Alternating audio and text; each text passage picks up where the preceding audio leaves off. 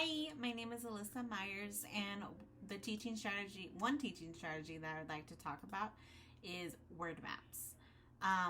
Word maps are great for vocabulary development. This can be used for ELL students or even general ed students. It's great because it gives, let me just show you an example. It's a great visual organizer to help promote vocabulary development. So for an example, I already have it made, but let's pretend it was blank. If we had a vocabulary word that we needed to talk about that was in discussion in one of our content or topics that we are learning, this would be great to use.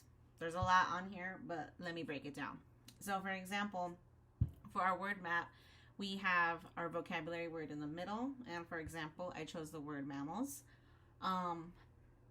To explain what mammals are, we can have the definition in one corner, an antonym and synonyms in the other, a sentence with the vocabulary word in it, and a visual to represent that word.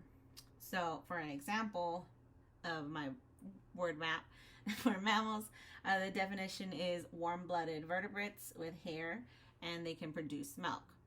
Even if we can just do one word a day. Even if we don't know vertebrates, we can also do this for the next day, or another example we could do. So for antonyms for mammals would be like birds and reptiles. They are not mammals. They're pretty much opposite. And for some synonyms would be the vertebrate, which is used again, or creatures. We can also put humans, dogs, and other examples like that. For our sentence, we can have students come up with a sentence, have them talk to a partner. You could talk it out first, and then once they're finished talking to their partner, they can go ahead and start writing their sentence.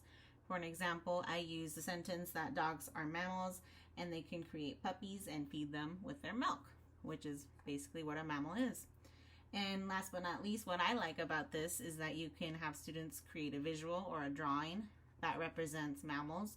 And for example, humans are examples, so I drew humans, and then I also drew a dog to represent my sentence that we discussed. This is great for helping students to understand a word, and it helps have a visual, which I really enjoy, and it helps build upon their prior knowledge. Maybe they did know, maybe they didn't know this vocabulary word. It's great to have them.